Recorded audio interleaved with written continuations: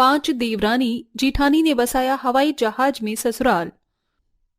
ये नंदू भिड़े दिमाग में कीड़े, नंदू चलाएगा एयरप्लेन, ये उड़ गया, चल गया।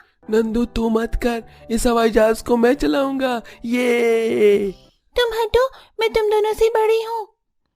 तुम लोग क्या कर रहे हो? चलो नीचे चलो, यहाँ से चले हैं हवाई जहाज उड़ाने। शिप्रा तीनों बच्चों को हवाई जहाज से बाहर खेलने को कहती है और बच्चे खेलने लगते हैं। लेकिन खटारे से हवाई जहाज में इतने सारे लोग क्या कर रहे हैं और इनके पास ये कैसे आया? आइए जानने के लिए कहानी में कुछ समय पीछे चलते हैं, जहां गरीब परिवार में सुजाता की 5 बहू, 5 बेटे और 3 पोता पोती थी। छोटे से घर में सबका रहना मुश्किल था, लेकिन गरीबी में ही जैसे तैसे रह रहे थे। एक दिन तीनों बच्चे लड़ते हुए, अरे ये मेरा खिलौना है, छोड़ो नंदू टिंकू। मम्मी देखो, दीदी मेरा खिलौना नहीं दे रही है। अच्छा ये तेरा नहीं है, ये मेरा है। मम्मी देखो, टिंकू और सोनी दीदी मेरा खिलौना नहीं दे रहे। मैं नहीं दूंगी दादी, मैं नहीं दूंगी। ओहो, तुम बच्चे कितना लड़ते हो, और तुम दोनों को लड़की के खिलौने से खेलने की जरूरत क्या है? गुड़िया से खेलोगे अब। माँ जी, दोनों बच्चे छोटे हैं, सोनी तो बड़ी है ना, उसे समझना चाहिए कि उसके भाइयों को खेलना है। बिल्कुल ठीक बोली अनिका। मैं समझती हूँ कि दोनों बच्चे छोटे हैं, पर उनके पास और भी खिलौने हैं। उन्हें लड़की की गुड़िया से खेलने की जरूरत ही क्या है? फिर भी सोनी, नंदू टिंकू को ये खिलौने दे दो, और तुम्हारा पढ़ाई का टाइम हो गया है, जाओ पढ़ाई करो। ठीक है मम्मी। ओए नंदू टिंकू, मेरी गुड़िया तोड़ना मत। फिर सोनी पढ़ाई करने बैठ जाती है और दोनों भाई आपस में लड़ने लगते हैं। वहीं पांचों देवरानी जेठानियां कुछ न कुछ काम करती हैं कि घर पर कोई दस्तक देता है। हाँ जी, इस घर को खाली करने का नोटिस आया है, क्योंकि आपका घर इल्लीगल जगह पर है और इसे अभी के लिए अभी तोड़ा जा रहा है। जितना जल्दी हो सके आप अपना यहाँ से सामान निकाल लीजिए। क्या भाई साहब, आप क्या कह रहे हो? इस जगह हम बहुत समय से रह रहे हैं, ये जगह इल्लीगल कैसे हो सकती है? माँ बिल्कुल ठीक कह रही है, हमारे यहाँ 2 पीढ़ी रह चुकी है। अब कैसे सरकार को याद आ रहा है कि ये जगह इल्लीगल है? देखिए, सब सरकार बदलती है ना, तो वो एक एक जमीन के बारे में जानकारी निकलवाती है, और अभी पता चला है कि गैर कानूनी रूप से सालों से यहाँ रहा जा रहा है। अब जल्दी से खाली कर दीजिए। हे भगवान, हम अपना सामान और बच्चों को लेकर कहाँ जाएंगे, कहाँ पर रहेंगे? भाई साहब ऐसा मत कीजिए। लगता है आप लोग ऐसे नहीं मानेंगे। सुनो, बुलडोजर बुलवाओ। जैसे बुलडोजर घर के पास आता है तो पांचों पति हाथ जोड़कर रोक लेते हैं, जिससे वो बच्चों को घर से बाहर निकालते हैं और घर की औरतें घर का थोड़ा बहुत खाने पीने का सामान और चद्दर वगैरह सामान ले लेती हैं। उनके बाहर आते ही उनके घर पर बुलडोजर चढ़ जाता है। उनकी आंखों के सामने घर टूट जाता है। पूरा गरीब परिवार रो रहा था। हे भगवान, हमसे हमारी छत चली गई, अब हम कहाँ जाएंगे? भगवान मदद करो। बड़ा बुरा हुआ तुम लोगों के साथ कि तुम्हारी जमीन गैर कानूनी निकली, इसलिए हमेशा लिखा पढ़ी होनी चाहिए हर काम में। मम्मी पापा, दादी, चाचा, क्या हुआ? हमारा घर तोड़ क्यों दिया? अब हम कहाँ रहेंगे? हाँ मम्मी पापा, हम कहाँ जाएंगे? पता नहीं बेटा, चलो हम यहाँ से चलते हैं, अब यहाँ हमारा कुछ नहीं बचा। आस पड़ोस से मदद मांगने के बावजूद कोई उनकी मदद नहीं करता। थक हार कर उन्हें जंगल की ओर जाना पड़ता है, जहाँ पर सालों पुराना टूटा फूटा एक हवाई जहाज दिखता है, जिसे देख बच्चे, हवाई जहाज, हवाई जहाज, मम्मी पापा, हवाई जहाज, चलो ना हम इसमें बैठते हैं। लगता है हवाई जहाज ऊपर से उड़कर नीचे गिर गया। शांत रहो बच्चों, ऐसे किसी भी चीज को छूते नहीं है। मुझे तो लगता है ये हवाई जहाज खाली है, हमारे पास रहने की कोई जगह नहीं है। अगर ऐसे ही रहा तो इसके अंदर हम रह सकते हैं। अगर खाली हवाई जहाज हुआ तो हम यहाँ रह लेंगे, मैं देख कर आता हूँ। आनंद उस टूटे से पुराने हवाई जहाज के अंदर जाकर देखता है, जहाँ धूल मिट्टी और जाले लगे थे।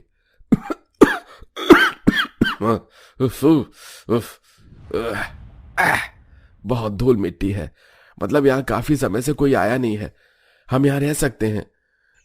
माँ, शिप्रा, अनिका, ये जगह खाली है, हमें इस जगह को साफ करना होगा। बस समझ लो कुदरत ने हमें छत दे दी। अगर ऐसा ही तो जेठ जी, चलिए हम सब मिलकर साफ कर लेते हैं। हाँ, हम पांचों भाई की नौकरी भी तो चली गई है, ऐसे में नया घर भी नहीं ले सकते, यही इंतजाम करते हैं कुछ। अब हम पांचों बहू मिलकर इस हवाई जहाज में अपना ससुराल बनाएंगी। मुझे पूरा भरोसा है अपनी बहुओं पर। तभी दिव्या आसपास के पेड़ की छाले, छोटी छोटी पट्टी, घास जमा करके एक जुगाड़ झाड़ू बना देती हैं और साफ करने लगती हैं। वहीं बाकी की बहू धूल मिट्टी हटाकर खराब पर्दे से वहां की जगह साफ करती हैं। सुजाता हवाई जहाज से नीचे तीनों बच्चों को खेल में उलझा कर रखती हैं। काफी घंटे की सफाई करने के बाद हवाई जहाज रहने लायक हो जाता है।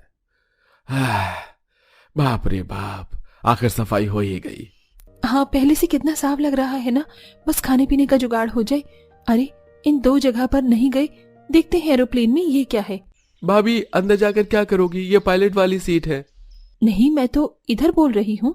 शिप्रा और दिव्या दोनों उस दरवाजे को खोलती हैं तो एक में वॉशरूम और दूसरे में कुछ सामान दिखता है। अरे, ये तो बाथरूम है जहाँ हवाई जहाज के लोग हल्के होते हैं। दीदी, मुश्किल से शायद 1 महीना ही हुआ होगा इस हवाई जहाज को खराब हुए। देखो ना, खाने की नई नई चीज भी है। और चलो, हम ये खाने की चीज बच्चों को दे देते हैं। इसका मतलब हम इस पर खाना भी बना सकते हैं। सही है, चलो, हमारे खाने पीने का भी इंतजाम हो गया। इस जगह को साफ कर लेते हैं। देख रहे हो पीछे कितना टूटा हुआ है, वहां से रात को हवा आ सकती है। और दूसरा, हम सोएंगे कैसे? अरे, बच्चों के लिए हमारे पास कोई कंबल वगैरह होगा। इतना बड़ा तो है कि वो जगह ढक जाएगी। इतने में अनिका 2 कुर्सी को जोड़कर सोने की जुगाड़ कर लेती है। माँ जी देखिए, हमारे परिवार का एक एक इंसान अभी कुर्सी पर आराम से सो सकता है, और हमारे बच्चे भी। देखा मेरा जुगाड़? वाह मेरी जुगाड़ बहू, तुमने तो पूरे मन से हवाई जहाज को अपना ससुराल बना लिया है। ये तो माँ जी, आज तक हम सब हवाई जहाज में कभी नहीं बैठे, लेकिन अब बैठ भी गए और देख भी लिया। बस अंतर है तो सिर्फ इतना कि उड़ नहीं रहा। हाँ भाभी, हवाई जहाज में बैठने की तमन्ना तो पूरी हो गई। अरे, कल तो मेरा बर्थडे भी है ना, मतलब हवाई जहाज में मेरा बर्थडे मनेगा। ये अरे, मैं तो अपने बच्चे का जन्मदिन भूल गई थी। कल हम अच्छा अच्छा खाना बनाएंगे, मेरे पास सूजी है। हाँ, थोड़ा सामान तो रखा है, चॉकलेट चिप्स खा लो, यहीं पर रखा था इस एरोप्लेन के सामान में। उस दिन सब हवाई जहाज में बहुत अच्छे से सोते हैं और हवाई जहाज के बाथरूम का इस्तेमाल करते हैं। वहीं बहुएं नहाने के बाद हवाई जहाज के रसोई में खाना बनाती हैं, लेकिन गैस खत्म हो जाती है। अब क्या करे दीदी? इतना सोच क्यों रही हो? बाहर इतने सारे पेड़ हैं, जंगल में लकड़ियां हैं, चलो चूल्हा बनाएं। और यहाँ तो पानी भी खत्म हो गया। मुझे लगता है आसपास शायद नदी है। हम तीनों भाई देख कर आते हैं। तीनों भाई नदी ढूंढने जाते हैं। उन्हें मिल भी जाती है, जहां से वो पुरानी किसी मटकी में पानी उठाकर हवाई जहाज की टंकी में डाल देते हैं। वहीं 5 जुगाड़ू बहुएं भी मिट्टी का चूल्हा बनाकर थोड़े बहुत सामान से हलवा पूरी, छोटी मोटी सब्जी तैयार कर लेती हैं। बच्चे खेल रहे होते हैं और बाकी की 2 बहू खाना बनाने के बाद जंगल के फूल पत्तों से एरोप्लेन की सजावट कर देती हैं और फिर सूजी का हलवा केक टिंकू काटता है। Happy birthday to you Tinku, happy birthday to you बेटा, हैप्पी बर्थडे टू यू बेटा। सब बहुत मौज मस्ती करते हैं। ऐसे 5 पति काम ढूंढने की तलाश में जाते हैं। जहां 5 में से 3 भाइयों को माल इंपोर्ट एक्सपोर्ट करने का काम मिल जाता है, तो वहीं 2 भाई घर में ही बैठे होते हैं। 5 बहू जुगाड़ू तरीके से अपने हवाई जहाज के ससुराल में रह रही थी, तो वहीं 5 बच्चे पायलट रूम के बटन छूकर बार बार एरोप्लेन की लाइट जलाते जाते हैं। तभी शिप्रा डांट कर प्लेन से उतार देती है। चलो तुम सब बच्चे नीचे खेलो। इतने दिन हो गए, अब सारा पुराना राशन खत्म हो गया। क्या करे माँ जी? अनिका, मोनिका। भाभी, गांव में तो हमारा राशन था ना, हम दोनों भाई वहां से राशन लेकर आते हैं। ठीक है। दोनों भाई गांव जाकर राशन की पता करते हैं, तो गांव वाले उन्हें देखकर हैरान हो जाते हैं। 2-4 गांव वाले उनका हवाई जहाज घर देखने जंगल में आ जाते हैं, जिसे देख सब हक्के बक्के रह जाते हैं। अरे बाप रे बाप, इतने समय से तुम हवाई जहाज में अपना घर बसा कर रह रहे हो। पर जो भी कहो, अच्छा लग रहा है। अच्छा तो लगेगा ही, मेरी 5 बहू ने इस घर को बनाने में इतनी मेहनत जो की है। अरे वो देखो, तीनों बच्चे कैसे झूल रहे हैं हवाई जहाज पर। ये मजा आ गया। अच्छा चलो, अच्छा है। जब तक तुम्हारे पास रहने का ठिकाना नहीं है, यहीं रह लो। फिर गांव वाले तारीफ करके चले जाते हैं। पूरा गरीब परिवार उस हवाई जहाज में रहकर संघर्ष करता है। 1 महीने बाद तीनों बेटों को कुछ पैसे मिल जाते हैं, जिससे वो हवाई जहाज घर छोड़कर चले जाते हैं। 5 पत्नियां रोने लगती हैं, उनकी यादें उस हवाई जहाज से जुड़ी होती हैं। तभी एक बहू हवाई जहाज को ढाबा बनाने का जुगाड़ बताती है। ये सुन सब मान जाते हैं और घर के दोनों छोटे बेटे और उनकी पत्नी हवाई जहाज को एक ढाबा बना देती हैं और पर्चे से उसका हर जगह प्रचार करती हैं, जहां सस्ते दाम पर हर कोई हवाई जहाज में खाना खाने आता है। धीरे धीरे उनकी कमाई निकलने लगती है और सब खुश रहने लगते हैं। स्नेहा नई शादी करके गांव से शहर में आती है, जहां उसकी मॉडर्न जेठानी लतिका उसका स्वागत करती है। आओ स्नेहा, अब तक मैंने अकेले घर को संभाला है, अब तुम भी इस घर को संभालो। अच्छा है, मुझे भी अपनी देवरानी चाहिए थी, पसंद की भले ही ना हो लेकिन आ तो गई ना।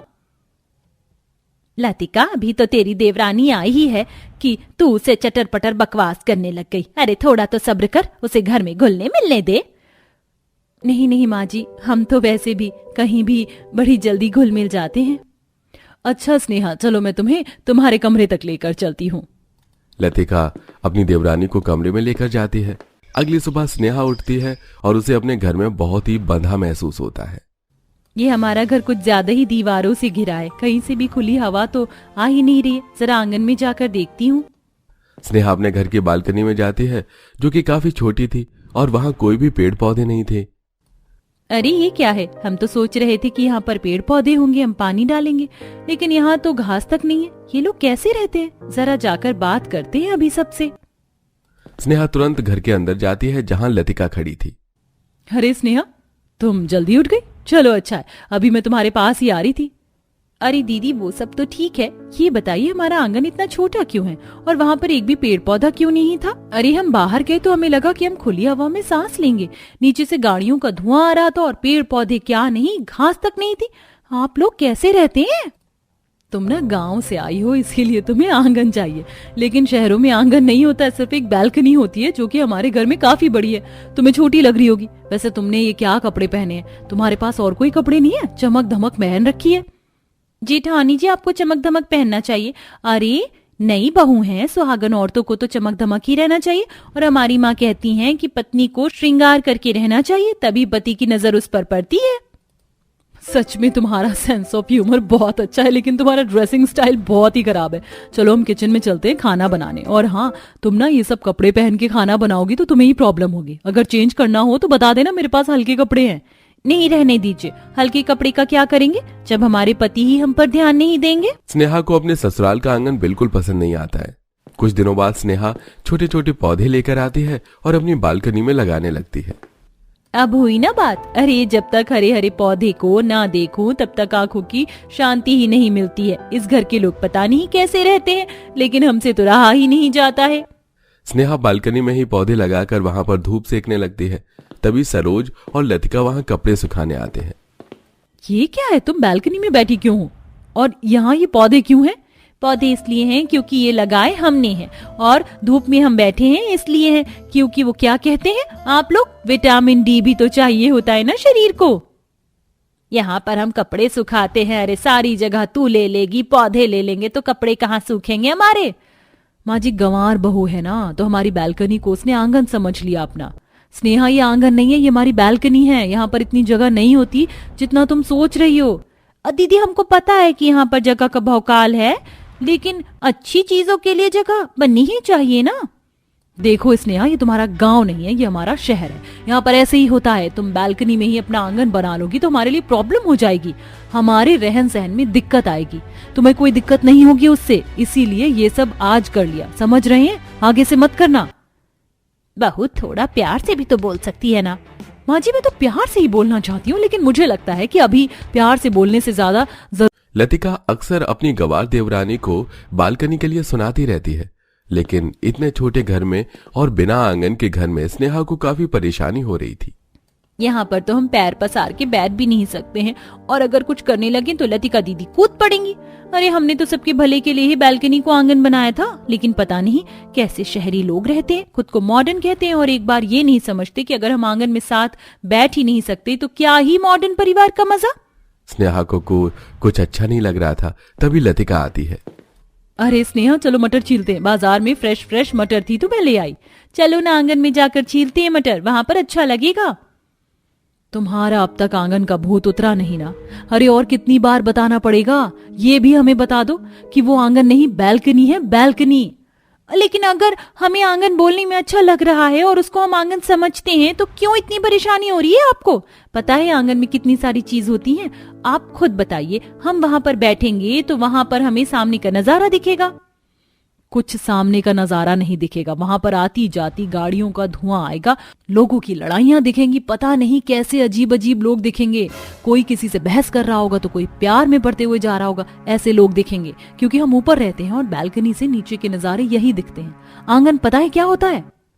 आप तो हमें मत ही बताइए कि आंगन क्या होता है। हमारे लिए आंगन क्या है हमें अच्छे से पता है। और जब आप कभी हमारे गांव आएंगे ना तो देखना कि आंगन में कितना अच्छा लगता है और हम क्यों आंगन की इतनी बड़ाई करते हैं। आप शहर वाले हैं ना, मॉडर्न लोगों को आंगन समझ नहीं आएगा। आप तो अपनी बैल्कनी को ही लेकर बैठे रहते हैं। स्नेहा भी अपनी जेठानी को पलटकर जवाब दे देती है। कुछ दिनों बाद स्नेहा सबके साथ बैठी होती है। अरे सुनिए ना, हमारे घर में आंगन नहीं है और हम नई बहू हैं, तो हमारे लिए इतना तो कर ही सकते हो ना। हम बालकनी को थोड़ी बड़ी करवा लेते हैं और वहां पर कुछ पौधे रखेंगे और बैठने की जगह भी बना देंगे ताकि वहां पर बैठकर कोई काम कर सके। हम स्वेटर बुन सकें, खाना बनाने के लिए सब्जी काट सकें। अरे क्या तुम इतनी अच्छी बालकनी का नाश मारना चाहती हो? देखा ना देवर जी, मैं भी यही इतने दिनों से समझा रही हूँ, लेकिन स्नेहा कभी समझती ही नहीं है। अब देखो सबके सामने बोला है, सबका वही ओपिनियन आया है। अब तो समझ आ गया ना स्नेहा कि मैं कुछ गलत नहीं कह रही थी। अरे आप सब लोग शहर के हैं लेकिन हम तो शहर के नहीं है ना। हम कुछ बोल नहीं, कम से कम हमारी बात तो सुन सकते हैं। लेकिन नहीं, सबको पहले अपने दांत दिखाने। इतना ही दांत दिखाने का शौक है ना तो किसी दूसरे को दिखाइएगा। हम भी गांव से हैं, नीम की दातून से दांत साफ करते हैं। आप लोगों से ज्यादा दांत हमारे चमकते हैं। हमारे बड़ी आए, आंगन देखा नहीं है, बैल्कनी पर गर्व करते हैं। स्नेहा वहां से मुंह बनाकर चली जाती है। कुछ दिनों बाद स्नेहा की भाई की शादी थी। देखिए हमें कुछ नहीं सुनना, हमारे भाई की शादी है, हमारी माँ ने सबको न्योता दिया है और हम सब जाएंगे, सब तैयारी कर लीजिएगा। लेकिन मैं क्या करूंगी? दीदी क्या बात कर रही हो? अरे हमारे भाई की शादी है तो वो आपका भी भाई हुआ ना। आप अपने भाई की शादी में नहीं जाएंगी क्या? हमें तो बड़ा बुरा लगेगा अगर आप हमारे भाई की शादी में नहीं आई। अच्छा ठीक है, मैं भी चलूंगी, बुरा मत मानो। कुछ ही दिनों बाद स्नेहा के भाई की शादी के लिए सब गांव जाते हैं। ये है हमारा घर। माँ जी तो हमारे घर आ रखी हैं पहले भी, लेकिन आप सब पहली बार आए हैं। ये तो काफी बड़ा है। और नहीं तो क्या, चलिए हम आपको अपने आंगन में लेकर चलते हैं। स्नेहा सबको अपने आंगन में लेकर जाती है। काफी बड़ा आंगन, खुला और पेड़ पौधे, जहां पर आराम से सब बैठकर इत्मीनान से बात करते हैं। देखो झूठ मत बोलिएगा। अब बताइए आपको आंगन कैसा लगा और आंगन में इतना अच्छे से समय बिताकर आपको मजा आया कि नहीं? वैसे मैं मॉडर्न हूँ, मुझे बैल्कनी पसंद है, लेकिन मैं झूठ नहीं बोल सकती। मुझे ये आंगन बहुत ज्यादा पसंद आया और अब समझ में आया कि तुम क्यों हर बार आंगन आंगन करती हो। मैं तो पहले ही कह रही थी कि आंगन ऐसा होता है, लेकिन आप सब सुन ही नहीं रहे थे। माँ जी, हम भी अब अपनी बैल्कनी थोड़ी बड़ी करवाएंगे। अरे थोड़ी ताजी हवा और हरे भरे पेड़ पौधे हम देखते रहते हैं तो हमारे शरीर को भी अच्छा लगता है। बिल्कुल सही कहा जेठानी जी ने, हमारे शरीर को भी प्रकृति की ज्यादा जरूरत होती है। ठीक है, हम गांव से जाने के बाद अपनी बैल्कनी को आंगन में बदलने की पूरी कोशिश करेंगे। स्नेहा को आंगन पसंद है, लेकिन अब हम सबको भी आंगन बहुत पसंद आया। इसी के साथ अंत में सब लोग जब वापस अपने घर जाते हैं तो बालकनी में थोड़ा बदलाव करके उसे आंगन जैसा बनाने की पूरी कोशिश करते हैं और सब साथ में खुशी खुशी रहते हैं।